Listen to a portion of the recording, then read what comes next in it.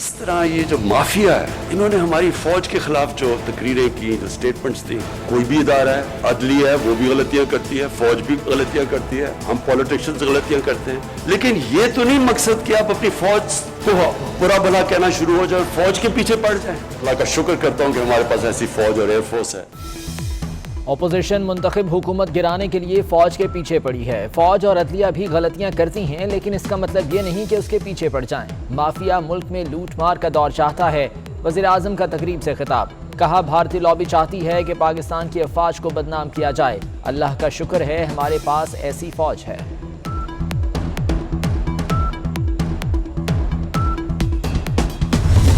आज हमारे जो इकोनॉमी, जो इंडस्ट्री जो उठाती है इकोनॉमी, उसमें जो इजाफा हुआ है वो 18% हुआ है। सीमेंट 42% उसकी सेल्स बढ़ी है। रिकॉर्ड हमारी मोटरसाइकिलों की बिकी है, रिकॉर्ड ट्रैक्टर हमारे बिके हैं, और गाड़ियों की सेल 85% बढ़ गई है। इसलिए ये जो रूल ऑफ लॉ है, ताकतवर को कानून के नीचे लाना, ये एक जिहाद है। मुल्क तबाह तब होता है जब इमरान खान और प्राइम मिनिस्टर और उसके वजीर चोरी शुरू करते हैं।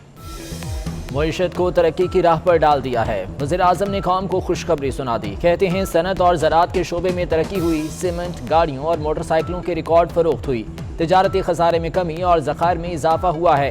ताकतवर को कानून के नीचे लाना एक जहाद है। मुल्क तबाह तब होता है जब इमरान खान वज़ीर आज़म हो और उसके वज़ीर करप्शन शुरू कर दें। अबरारुल हक ने अगली बाजी फिर न्याजी के नारे भी लगाए।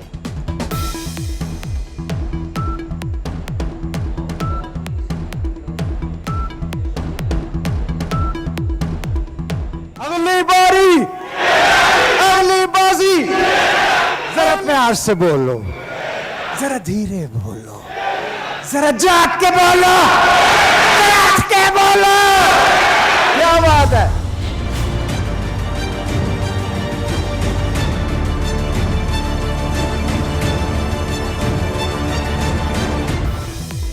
पीटीआई के 3 साल में महंगाई आसमान पर पहुंच गई। बिजली की कीमत में 25 बार इजाफा, यूनिट 9 रुपए से बढ़कर 23 रुपए का हो गया। पेट्रोल 87 रुपए 76 पैसे से बढ़कर 119 रुपए 80 पैसे फी लीटर तक पहुंच गया। चीनी की कीमत में 50 रुपए किलो का इजाफा, आटे का 20 किलो का थैला 362 रुपए महंगा हुआ। घी 150 रुपए से 300 रुपए किलो हो गया। मटन 337 और गाय का गोश्त 170 रुपए फी किलो महंगा। दालें, मिर्चों और सब्जियों की कीमतों में भी रिकॉर्ड इजाफा।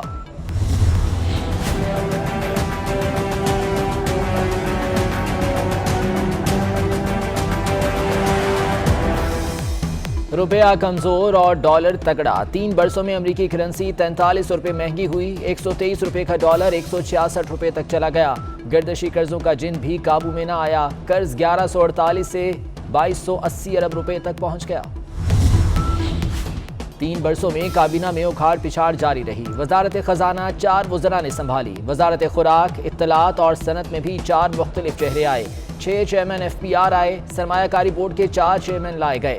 मुख्तलिफ वजारतों के मुतादिद सेक्रेटरीज और अफसरान तब्दील हुए। तर्जुमान नून लीग मरियम औरंगजेब ने हुकूमती कारकर्दगी को फ्रॉड परफॉर्मेंस करार दे दिया। कहती हैं भारतीय वेबसाइट से तस्वीरें उठाकर जाली इश्तिहारात शाया कराए गए। हुकूमत की जाली रिपोर्ट की हकीकत इश्तिहारात में लगाई हुई तस्वीर से ही आया हो जाती है।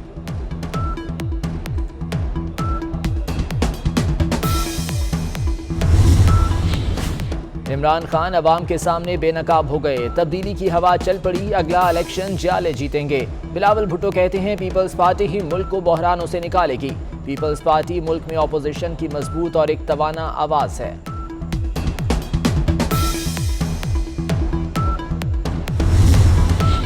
अज खुद नोटिस लेने का इख्तियार सिर्फ चीफ जस्टिस ऑफ पाकिस्तान को है। कोई भी बेंच अज खुद नोटिस ले सकता है, ना ही नोटिस जारी कर सकता है।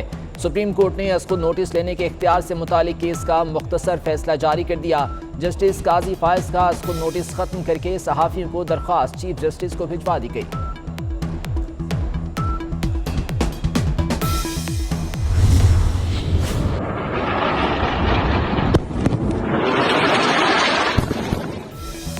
अफगानिस्तान के दारुल हुकूमत काबुल में खुदकुश धमाका, बच्चों समेत 13 अफराद हलाक, 60 जख्मी। हमले में तालिबान के मुतादिद गार्ड्स भी जख्मी हुए। अफगान मीडिया के मुताबिक धमाके का हदफ काबुल एयरपोर्ट के बाहर जमा लोग थे।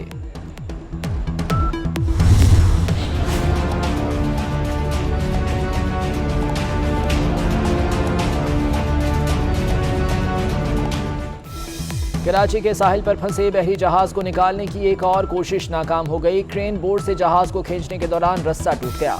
कराची पोर्ट ट्रस्ट इंतजामिया की अपनी नाअहली छुपाने की कोशिश, मीडिया की साहिल के करीब एंट्री बंद कर दी। हमारा 1:1 एक्सपोर्ट, जितने की सनत लगती है उतने से एक्सपोर्ट बढ़ती है। तो अगर $5 बिलियन की एक्सपोर्ट बढ़नी है तो 800 बिलियन रुपए की सनतकारी हो रही है। इस वक्त $5 बिलियन की सनत लगेगी, जिससे $5 बिलियन की जो है वो एक्सपोर्ट होगी, जिससे 20 लाख लोगों का रोजगार आएगा। एप्टेमा इंतखाबात में गौहर एजाज ग्रुप का 13वीं मरतबा क्लीन स्वीप, तमाम उम्मीदवार बिला मुकाबला कामयाब। नौ मुंतखब बॉडी का गौहर एजाज की सरपरस्ती में टेक्सटाइल इंडस्ट्री की बेहतरी के लिए काम करने का आज़म। गौहर एजाज कहते हैं पंजाब में 100 टेक्सटाइल मिल्स लग रही हैं, 20 लाख से ज्यादा नौकरियां पैदा होंगी।